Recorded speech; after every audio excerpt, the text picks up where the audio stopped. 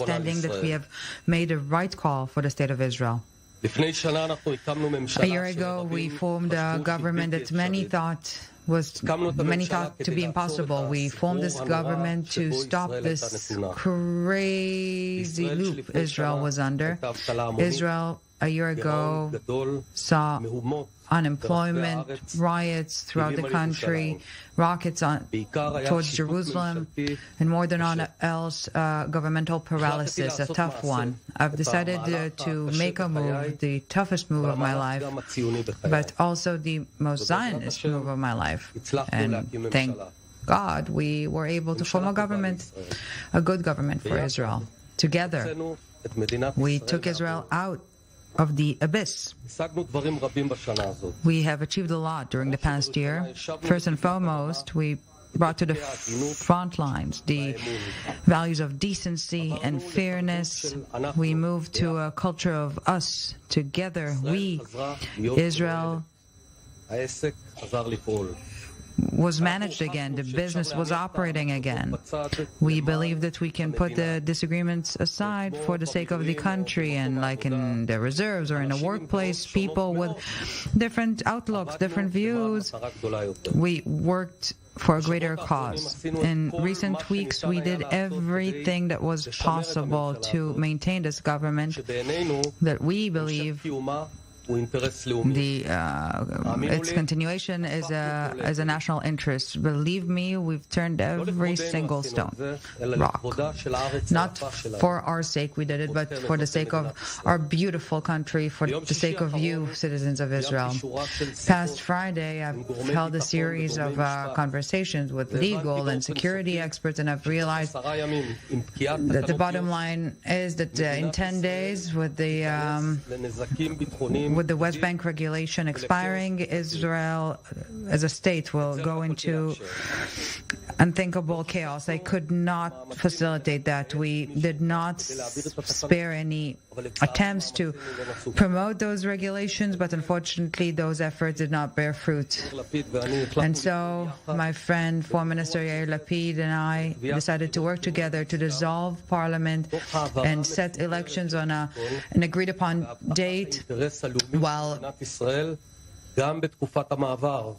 making sure that even during the transition period, the government, the country will continue. There is a pressing need of the move to prevent the expiration date of the West Bank regulation law. In the past weeks, the opposition has turned in an unprecedented manner. In recent weeks, the security interests of the State of Israel for political means, and during my tenure, I made sure that no political consideration will be impacted by politics. And even now, we will make sure that not even one day of damage will not take place, rather. We have decided in 2022 to be the mother who is protecting the life of her kid, even if paying a personal cost. I'm standing here alongside Yair Lapid, that, with God willing, will soon become Prime Minister, befitting the agreement between us. In the past year, I've learned to know Lapid in the most critical moments. We work together. Yair is portraying the morals of decency and responsibility, what you call in Yiddish a mensch, and he's representing a major chunk of Israeli society. We had and we still have some disagreements, and that's fine. But more than that, more than the disagreements, is the acknowledgement or understanding that the country is bigger than the two of us, and we're steering the wheel only to the benefit of the State of Israel. In the coming days, until Parliament will be dissolved and the rotation agreement to kickstart, I will help him through a very thorough explanation. There's a government to... How symbolic, Lapid is commenting. We are rekindling the lights. I will stand alongside Lapid and may do whatever I can to make sure he succeeds in this holy task.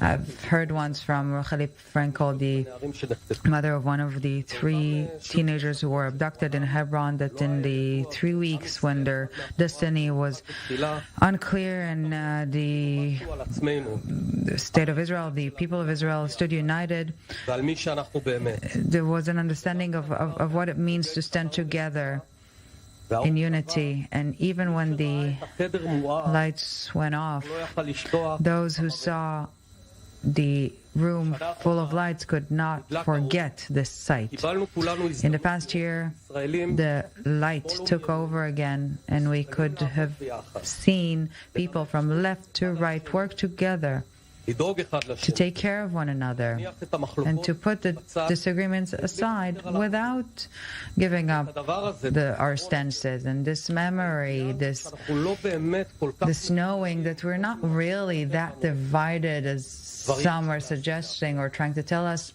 we cannot unsee. This will become engraved in our consciousness. People, we are brothers. It was a special year. We worked together. We passed a budget. After 3 years, we stabilized the economy. We brought to economic flourishing, the biggest one in the world. We overcome the waves of coronavirus without 1 day of lockdown. We vowed and we delivered. We brought back thousands of COVID unemployed back to business. The country went back to be handled, to be run properly. The campaign against Iran continues on the security level. We are communicating with our ally, the United States, to make sure Israel's interests will be maintained. And as you all know, we were able to foil or prevent the signing of a renewed nuclear deal, but without burning our relations with Washington, with the U.S. In many years, I believe that we will be fully aware of what happened here in the past year, and we are still determined to cut the octopus head and not just the tentacles when it comes to Iran. On the southern border, we've seen the quietest year in the past decade. Teenagers on the Gaza border communities experienced their most quiet year. We have restored deterrence. We stopped those bags of money for Hamas. We worked to prevent the rearmament of terror groups in Gaza, and we did not allow Hamas to dictate us how to pursue a parade in our capital, Jerusalem. We have restored the national pride, but we've also dealt with a murderous terror wave.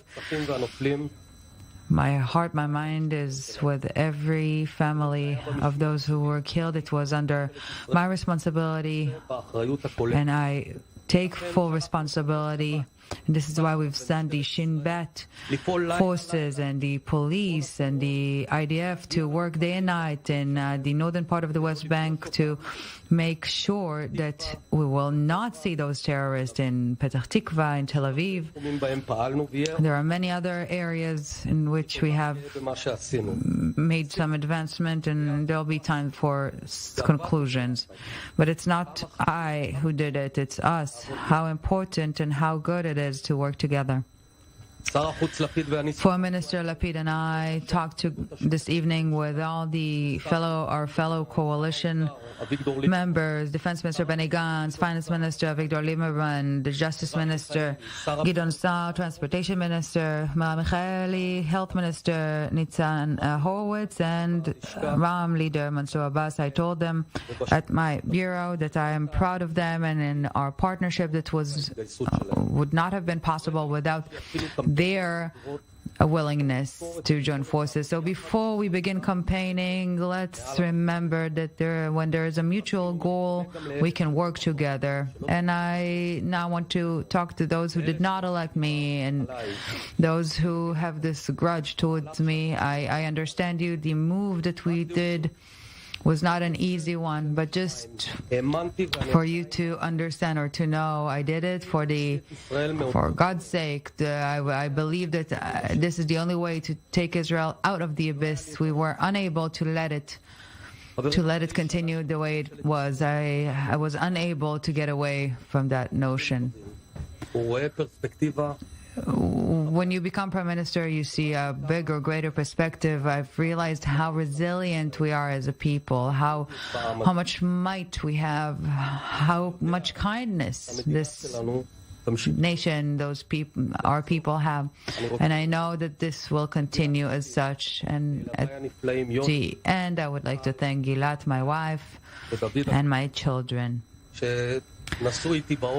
that carried the burden with me and received crazy WhatsApp messages and tough words, but they were part of the journey and they knew it was for the sake of the state of Israel.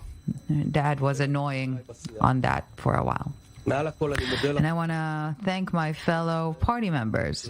And more than all else, I would like to thank you, citizens of Israel, on this rare privilege I had to serve you as Prime Minister. Thank you very much. Citizens of Israel, I will have many other opportunities to speak to the nation. At this point in time, I would like to thank my partner, Naftali Bennett, for the responsibility he's demonstrating today, that he's putting the state before any personal interest. And I would like to thank you for another thing, but the friendship. Our friendship overcame many challenges, but always won. Prime Minister Bennett is younger than me, and we still have some maneuvers to do together. He's brave, he's wise, and I have no doubt that his position at the leadership of the country will continue for many years now. A few words about what to expect. We have the cost of living issue. We have the fight against Iran and Hezbollah to face the forces threatening to undermine Israeli democracy, to turn Israel to an undemocratic state. What we've seen in recent days here is another proof that the Israeli system needs fundamental change, fundamental correction. A year ago, we started this correction, this fixing. We are continuing it now, and we're continuing it together. What we need to do today is to go back to the notion of Israel unity, not to let the dark forces to dissolve us from within, to remind ourselves that we love one another, we love our country, and only together we shall win. Thank you very much.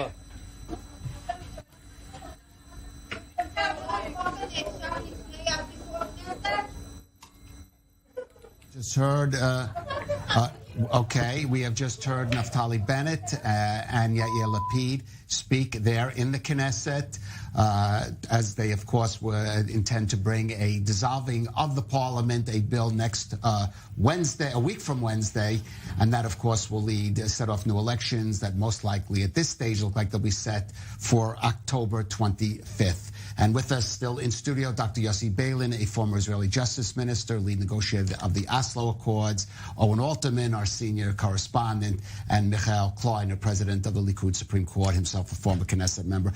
And Owen, I'm just going to note this. It's striking to me, and I want to get your reaction, but Naftali Bennett, that to me almost sounded more like a farewell speech than an election speech, whereas Yair Lapid's very short remarks did sound a little more on the election side. It was exactly what I was going to say. I mean, we saw in the studio in the run-up to the address how the election campaign, even here, was already starting, right? And all the politicians, particularly opposition leader Benjamin Netanyahu, getting out of the blocks to make their campaign speech. But yes, this was Bennett's opportunity, as he saw it, to talk about his legacy and to start writing the history of what this government was, about what this government did as he sees it and as he wants history to see it. Obviously, the criticisms of the government, the criticisms of the speech, again, not represented at the podium, were that it didn't represent public opinion in Israel, right? That it didn't represent the will of the public, that tilts much more to the right than did this government. But at any rate, Bennett putting out the list of achievements he was able to achieve with this government over the course of the year, putting out a substantial list. Obviously, there's unfinished business. Yair Lapid alluded to a major item on that list of unfinished business, this issue of the cost of living, a simmering political issue here in Israel. Obviously, the fight against Iran that continues. There's also the issue of violence, particularly in Arab communities, but not only. That is also an item of unfinished business. Yossi Beilin, of course, would add, as he did before